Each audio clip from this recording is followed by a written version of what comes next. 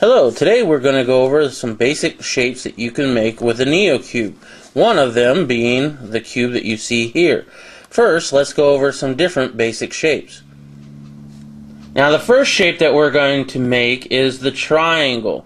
The triangle comes in different sizes, however the most common used triangles are the 6-sphere triangles and the 9-sphere triangles. Now with the 9-sphere triangle, just make sure you have 9 of these little spheres. Make a little ball like such. Then you pinch down on 3 of them there, so it makes kind of a little point. Now while holding that in your hand like that, you push in with your other thumb and you can make the 9-sphere triangle. Now with the 6-sphere triangle, it's kind of the same thing. You make a little ball first, you pinch down on 3 of them to make a little point, and then with your thumb you just bring in this last one, and that makes a 6-sphere triangle. So those are the triangles. Now before we move on to our next shape, I kind of want to go over real quick on what interlink connections are versus non-interlink connections. Well, now these are magnets and they behave just like regular magnets. Polar opposites attract, same poles repel. And right here we can see that these are the same pole. Now if I turn this around, it attracts.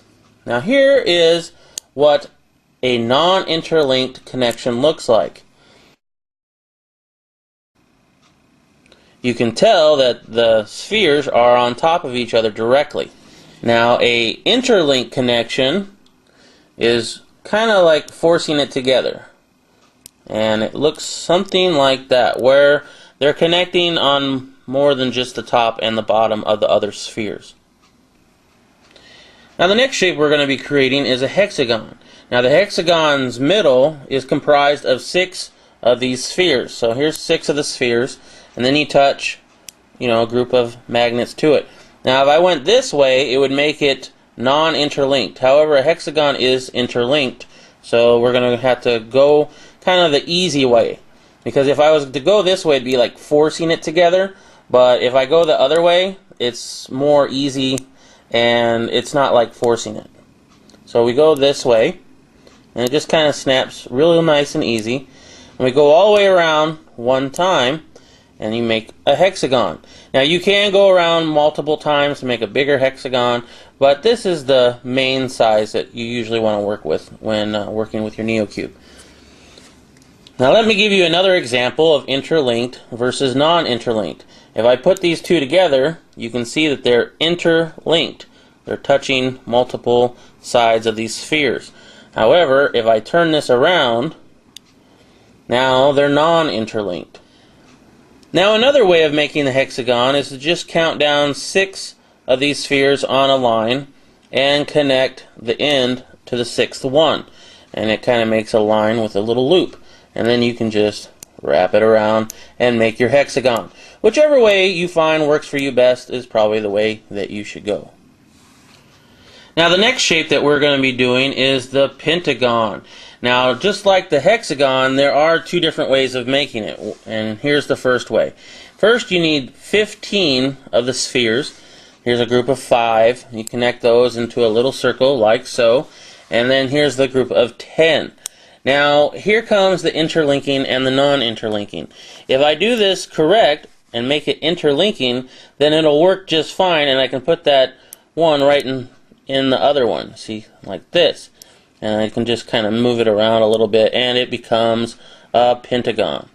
However, the other way is very similar to the hexagon. Instead of counting down 6 and then touching the end to it, we count down 5 and then touch this end to the 5th one. And then we just wrap it around.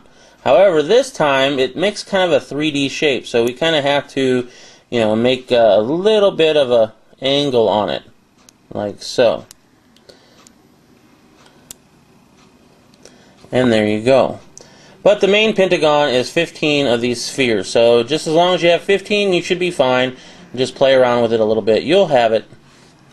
Now for our last shape, what we're going to do is make the neocube itself. And in order to do that, we're going to make a full string. And I know it's a lot of a lot of neocubes. It's a lot. So what we're going to do is make sure you have a full line like that.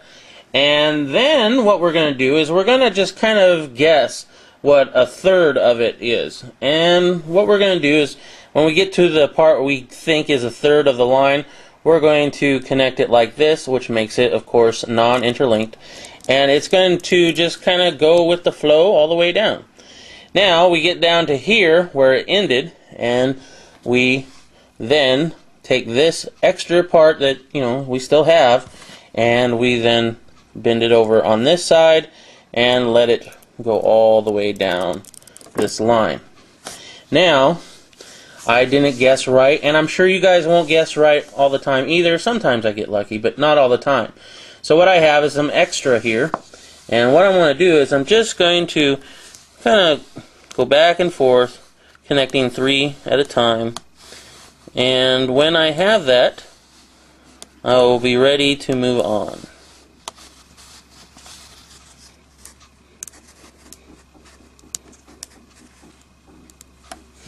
Okay, so now I have that. Now basically what I have is a row or a string of 3, separate rows. Now all I have to do is bring these 2 together and connect them. And it's going to zip all the way down. Then we turn it over like so. And we can see that there's 3 of them here that we just need to separate, and that takes a little bit of practice. So if you don't get it on the first try, don't give up. Making the neocube is about practice. Now once we have 6 rows of these, then we can go ahead and count down 6 spheres and then bend it over and very carefully place it. Now making the neocube takes a lot of practice and a lot of patience. So if you don't get it on the first try, don't give up. It took me quite a while. Now once you have that, then it's pretty easy. You just fold it over again like so. Now you have a group, a solid group of 3. You're halfway there. Bend it over again here very carefully. Make sure you kind of just make sure they're all nice and snug. Just a little bit of a squeeze here and there, not too much or you'll ruin it. And then the last time right here. Now the last one sometimes is the trickier one. You kind of just want to make sure you line up the ends before you make sure that these are all correct. Kind of just push down very gently. And there you go. You have the neocube. And then you can try to learn how to split it. That's always fun. And there are ways of splitting it easier than others. I'm not really going to go into that. That just takes a lot of practice and a lot of patience as well.